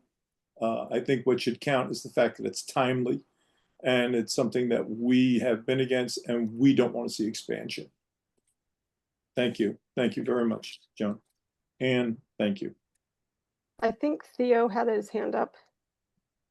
Yes. Let me add to that. I have participated in at least 3 panel discussion over the last 3 months on assisted suicide. A lot of it has to do with Life After. It's a documentary that's been going around recently. But like Ann said, some states are moving in this direction. And my comment is, my recommendation would be, whether it is one of those proposals we approve today or not, I think we need to do something on this one, right? It's just that important.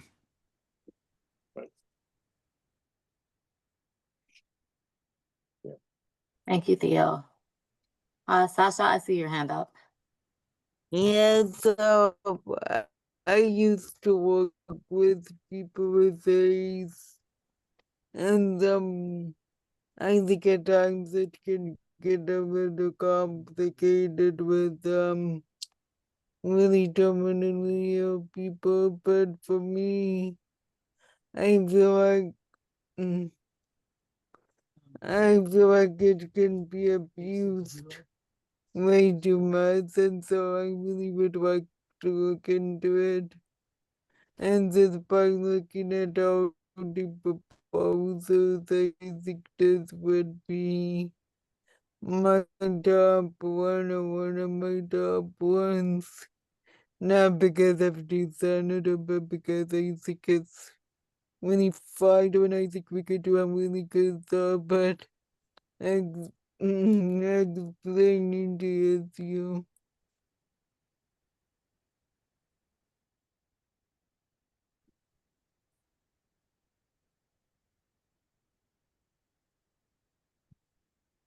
All right, thank you. And thank you, Anne. Okay, moving on, one more staff proposal. This one is on barriers to travel, and I'm gonna ask Zoe, there you are, to cover that one, her submission. Yes, thank you, Joan. I submitted a proposal that is near and dear to my heart from personal experience. I suspect that many of you also have personal experience with this issue. What I'm proposing is sort of a cross-cutting report that looks at what people with disabilities experience when they travel. As many of us know, barriers to travel remain for folks with disabilities, particularly wheelchair users, at every stage of the travel process. And this is not only based on anecdotal experience, there are studies that are demonstrating this.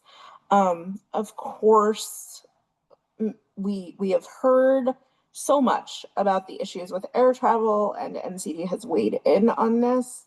There are, of course, issues with a lack of ground transportation that NCD discussed in our recent report. But not only traditional ground transportation, also things like Amtrak and over-the-road bus services like Greyhound. There are also issues that, as far as I can tell, NCD hasn't touched on yet, like problems with accessible hotel room reservations and people continuing not to receive the accessible rooms or the accessible bathrooms that they've reserved. And bed height continues to be a problem for many people with disabilities. It is interesting to think about the fact that every feature of a hotel, every feature of a hotel room is regulated down to a quarter of an inch, except for the bed when people are staying in a hotel to sleep in the bed. And this difficulty with travel really is sort of a cascading effect that affects people's professional and recreational and social opportunities across their lives. There are also real economic benefits from enabling people with disabilities to contribute fully to the tourism and hospitality sector. There are studies that show that this is a really untapped market in the economy, especially as the population continues to age. So I think this is a really timely window to start laying the groundwork for legislation or regulations or technical standards that NCD would like to see in the future. For example, a hotel bed rulemaking has been on the Department of Justice's regulatory agenda for years and has never gotten done. And this could be an opportunity for the council to feed data and information that would really let the department hit the ground running when there is an opportunity to make new regulations. One of the things that I think would be interesting about this report is that it is really cross-cutting across sectors. So it's not just looking at ground transportation, but it's looking at the holistic experience of people with disabilities. So it could have broader appeal because travel is something that everyone has experienced. We would also have the ability to scale the report depending on NCD's resources and consider what sections we would want to include. I think there's almost an unlimited number of things that we could add depending on capacity, things like access to outdoor recreation opportunities or national parks, or the short-term rental market, pools and spas, fitness opportunities. We could really grow that as we see fit. And it would also give us flexibility to do sort of a series of shorter reports or a bigger project. So I offer that up for your consideration, and I'm happy to take any questions. I see Risa's hand. Risa, I see your hand up. Thank you, Joy. Thanks for the proposal and explanation. And certainly, is an area of much concern and much opportunity. I'm just curious. I know you listed in the advisory the U.S. Access Board. This is a curiosity question, truly, of like, is it more the U.S. Access Board kind of traditional lane to be involved in a project like this, or does NCD have history in kind of looking at kind of new guidelines for bed heights and things like that? It's a good question, and I think the answer is sort of both yes and. When it came to the original ADA accessibility standards, of course, that was built on a lot of advising and reports that NCD did. And then those standards were developed by the Access Board and finally adopted as enforceable laws by the Department of Justice. And this would work similarly, I think, where we would really be laying the groundwork and pushing the issue and then collaborating with our friends at the Access Board and DOJ. But I will say what I've seen from the DOJ side, from that perspective in my past life, is that it is really, really hard to do this work and make the case for it without the factual basis. So I think that is something that NCD can help provide and fill that gap. This is Brian Patrick. Can I just have a question?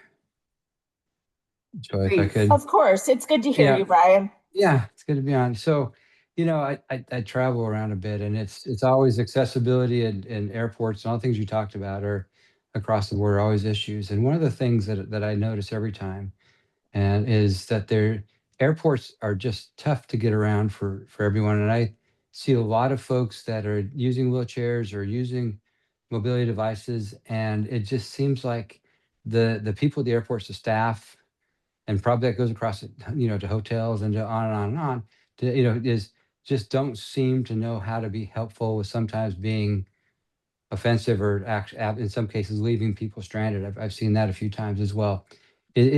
How much of this is actually looking at how people are trained in those situations and what the expectations are in travel? Is that something that NCD's looked into, or how that can be dealt with? I'm just thinking about some really terrifying experiences where people are being left and they're just trying to get to the restroom and they're trying to get them across the airport, and it's just nobody's being helpful, and they're causing more issues. So as far as staff in the airport.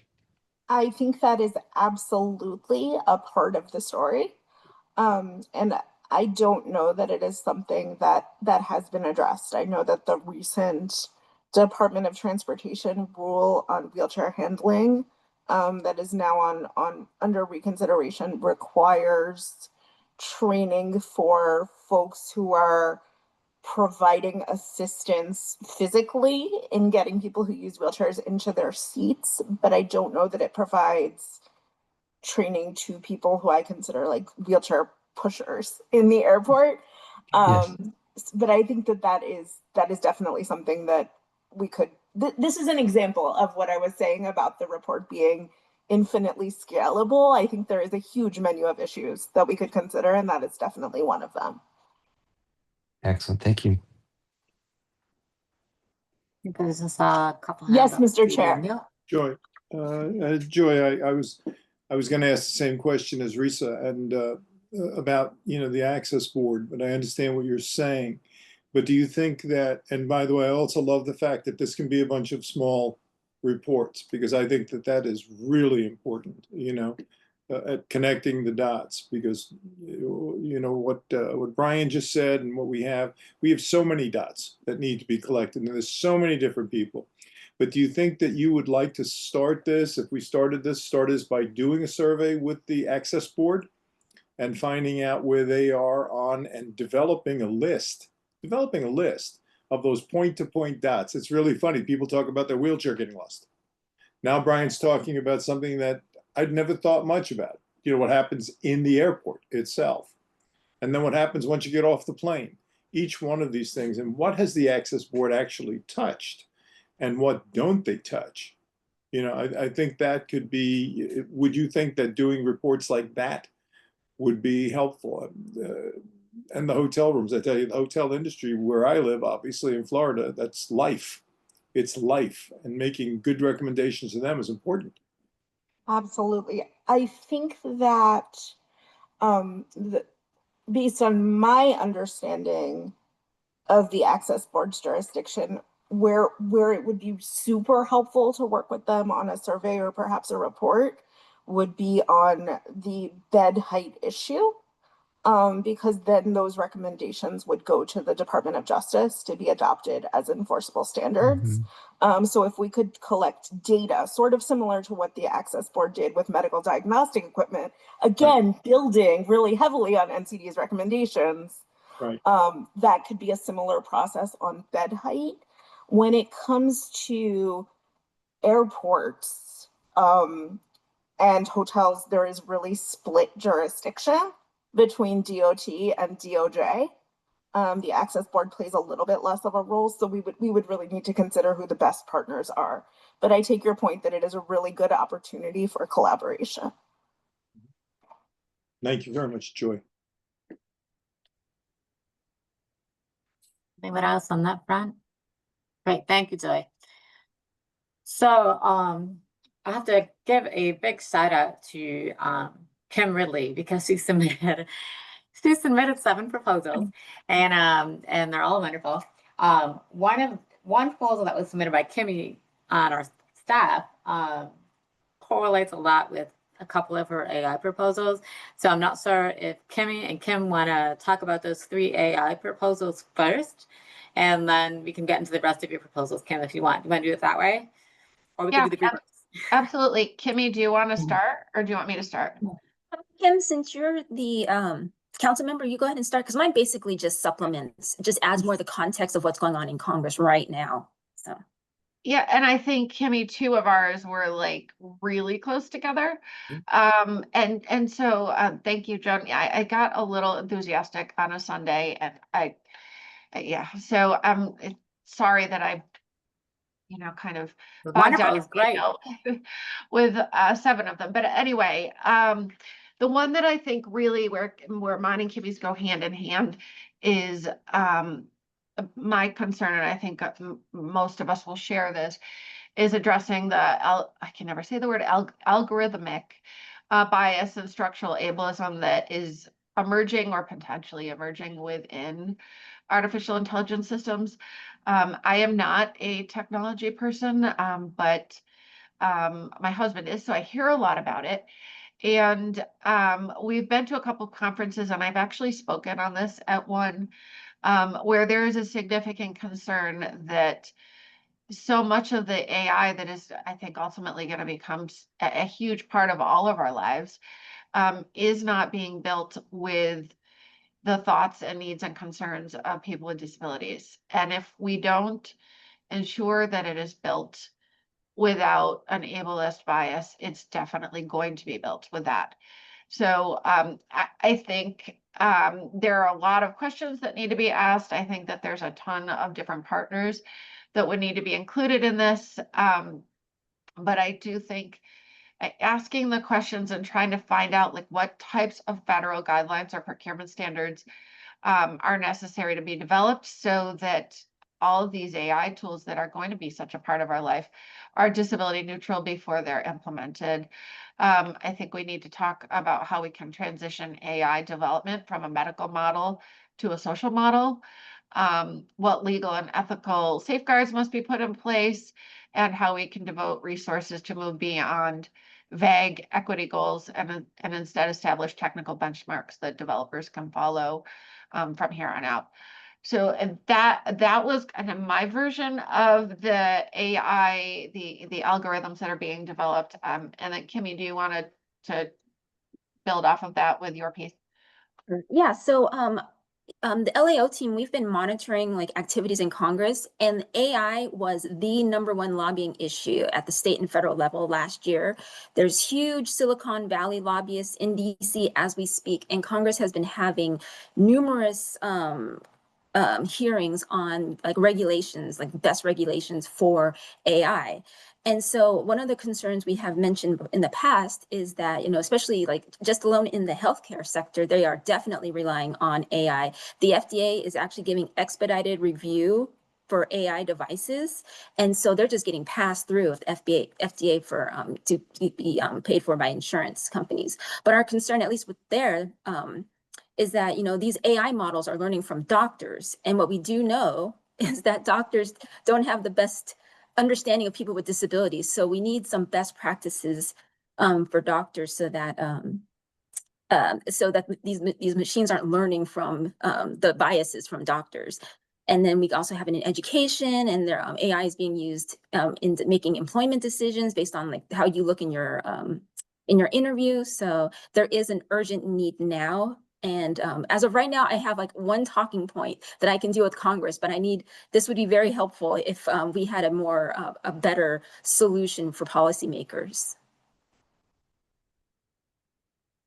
Thanks, Kimmy. And then I'll add, so I did a totally separate one, but I'm thinking that if we are going to go the AI route, I guess I'd ask all of the members to kind of look at these three as one. I think it makes sense to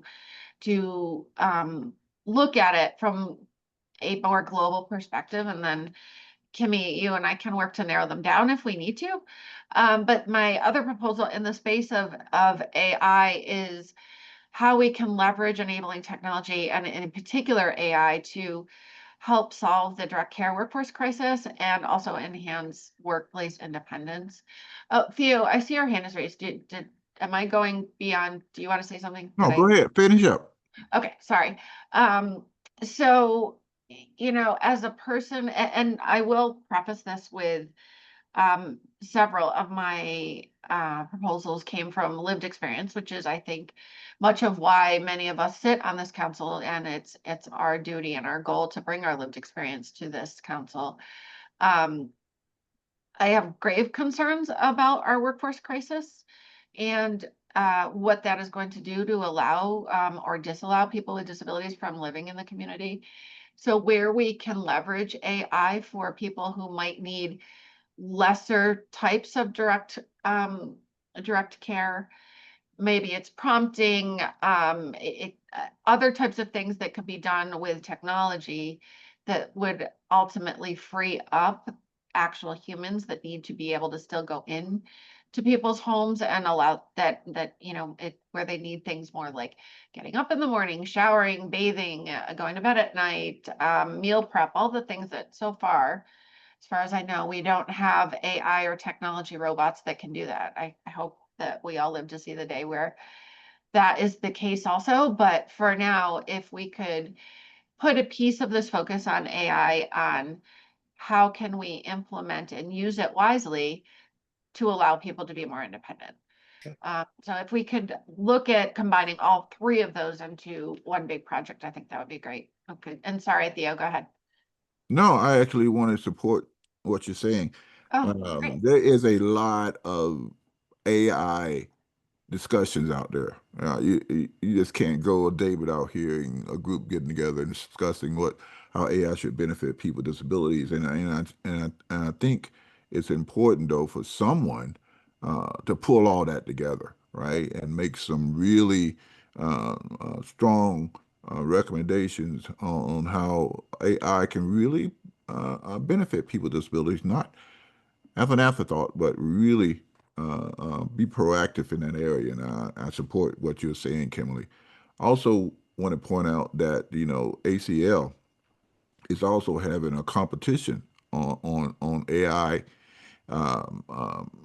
ideas on how to use it for direct care workers and caregivers, right? And so I think we could probably benefit from looking at that as well. So thank you. Mr. Chairman? And Joan, this is as much a question for you. Can we take those three proposals, and with Kim and Kimmy put together, one proposal? I'd like to see it be one strong. They're all strong, but I'm saying one strong proposal so that I'd like to get this one. Okay, council, the chairman's going to tell you he would like to get this one across the line. I'd like to see this one done. We'd be remiss not to have this as one of the three. So Kim and Kimmy, would you like to fuse those and talk to each other about it and try to get that done in enough time that they can get it back out to us to take a look at before the vote? Is that okay, Joan? Am I doing something illegal? No, it's fine. No, it's totally fine. But what we could do, in case the Kim and Kimmy have less space to pull that together in the next week, is consider them pulled together. Okay. And if the council wants to, when they send in their votes and they vote, top three, your number one, your number two, your number three, just put AI. If that's 1, 2, or 3, and we'll put those three together in some shape or fashion. And that way, Kim and Kimmy don't have to feel pressured to whip that up, in the next 24 hours. Excellent, Joan. Because in reality, it'll be the framing paper, but we know what we want to talk about. But when the framing paper is developed through the subcommittee and that work, that's when we really figure all of those little pieces out. So if that takes one step out, that's great. Just mark them when when you have it in your vote, AI 1, 2, 3 as a bundle. That's it. Thank you very much. Thank you so much. Can I share one more thing? Go ahead. I'm sorry. Did I interrupt somebody? No, go ahead, Theo. And this is Brian. I'll go right after you. Oh, okay. I didn't want it to go by without also saying something about our share proposal and its portability on home and community-based services. It bothers me that we haven't thought about that earlier,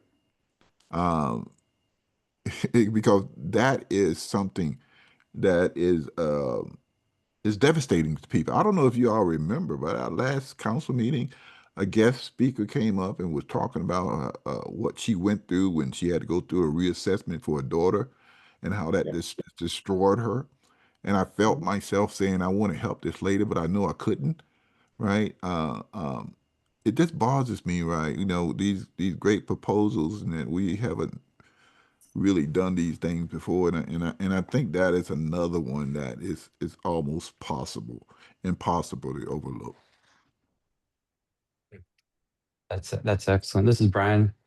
I appreciate what you just said, Theo, what the chairman said on that. I agree 100%. That is a huge issue for a lot of folks, and just seems like it's something that needs to be solved, because the problems, the issues are we see that all the time. So the other thing I wanted to say was, is as over the last couple of years, as I've attended the large national assistive technology conferences, everything is AI. Almost every kind of technology that is out there is adding an AI component to it, where with regards to what kinds of, maybe it's learning tools for people with disabilities, maybe it's the actual technology that's incorporating that. And I think maybe that's something that it might be able to be incorporated in this discussion as well, as you're combining all these things, is what is going on in the field of assistive technology that might be helpful to look at also nationally with this with AI.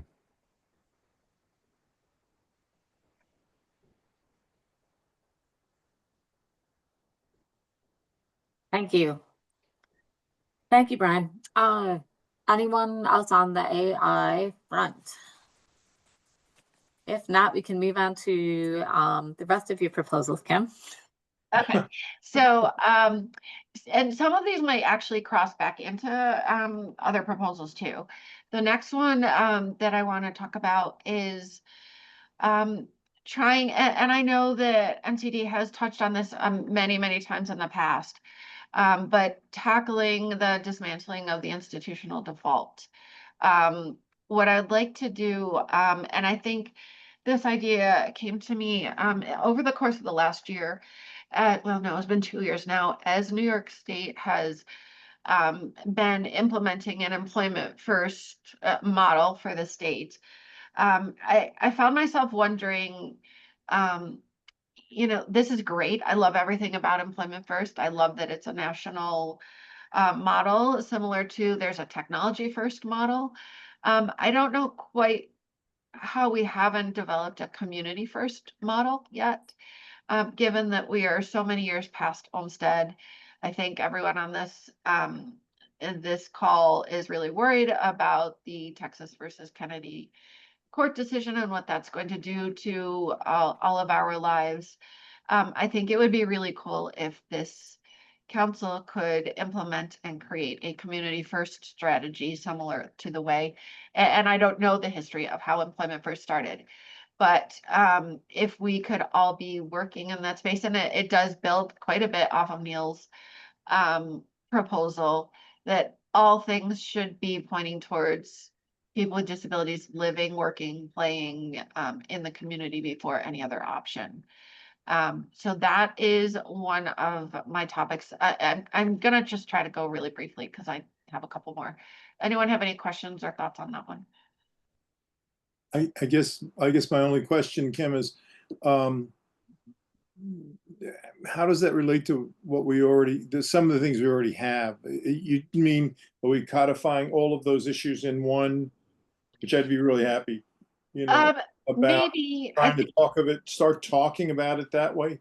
Yeah, I guess it would be like packaging it all up with a pretty bow, but I also enjoy, I'm gonna maybe jump on you a little bit, but I think you'll like this in the best way possible. I think that we have strong suspicions of what's going to come out of our nursing home, under the age 45 institutionalization project. And I think it could kind of be a bit of in reaction to that. But also all of the other things that NCD has done way before I was a part of it. And also being able to react to the fact that Olmsted has been in all of our worlds for too many years where there's still an institutional bias. That's kind of my vision for that. Does that help? Yeah, that's I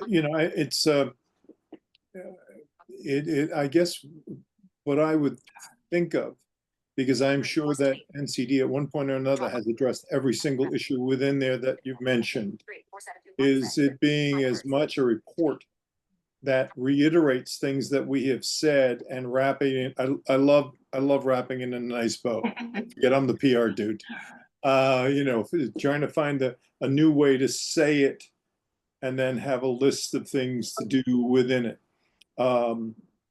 I would see that more as not a main project, but I would see that as almost looking at, going back and taking a look at what NCD has said about all of these issues over the year and putting them in one compendium, saying, look, this is, and then showing where we are and what we've said and how long we've said it. So, I love the idea of bringing it all together far too often. I think, as you know, as well as we all know. Yeah, and I think it will help. Their own areas of Olmsted that they love. Not all.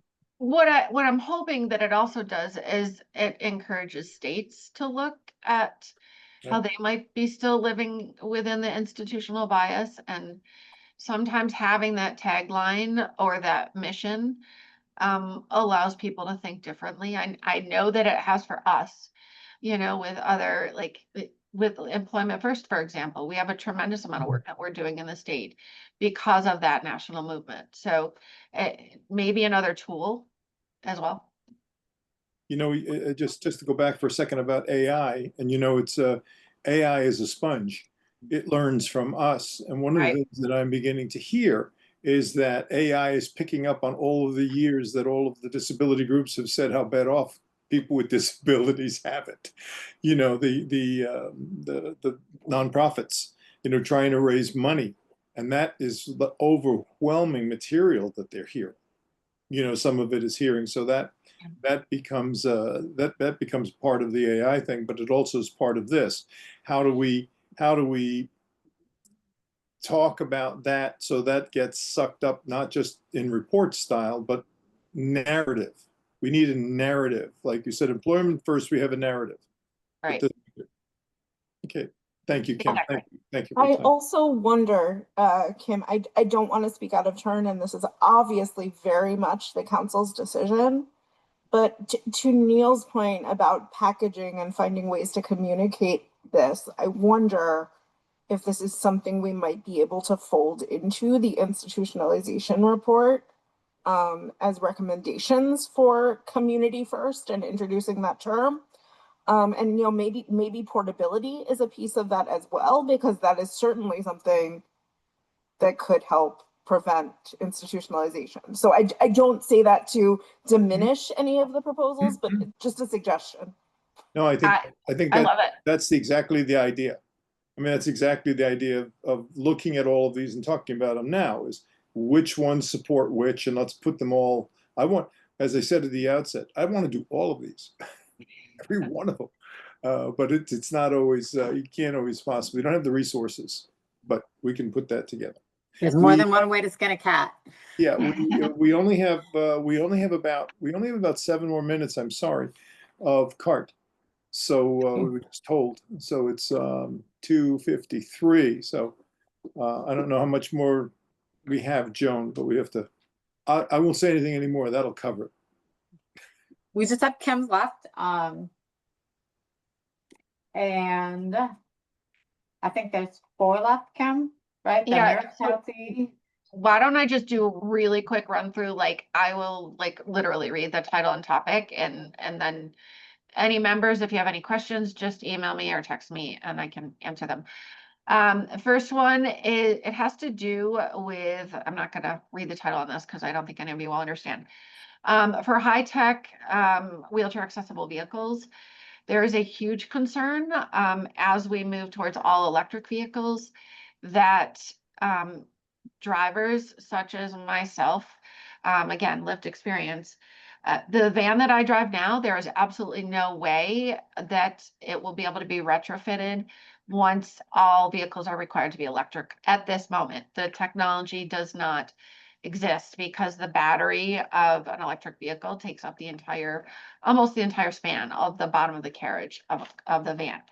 And this is one of the organizations that I'm going to be sending to NCD. I actually just met with a Braun rep who they have developed it's a taxi for all cities, but they're representing it for New York City, that it is a wheelchair accessible van and it is fully electric. It has the technology, but you'd have to enter from the back. So you lose almost all the seating.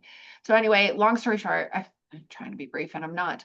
I would love for NCD, whether it is in a full project or another way, to be able to look into this to make sure that as electric vehicles become more of the norm and or any type of governmental requirement, whether it be federally or state, that people with disabilities who are drivers, where their vehicles are literally cut apart, are not unintentionally grandfathered out of being able to drive because the technology hasn't caught up with the technology used to make the vehicles electric. Then there's a whole other story behind that as far as how they get charged and the accessibility of chargers. Right. So that is one of them. I also am just going to throw another idea out there. I believe NCD has addressed this, but I'm not entirely sure on how deep dive you guys have done on this. Eliminating the barriers to marriage for people with disabilities, that is coming up a lot in my office. And I just think it might be something that we can address.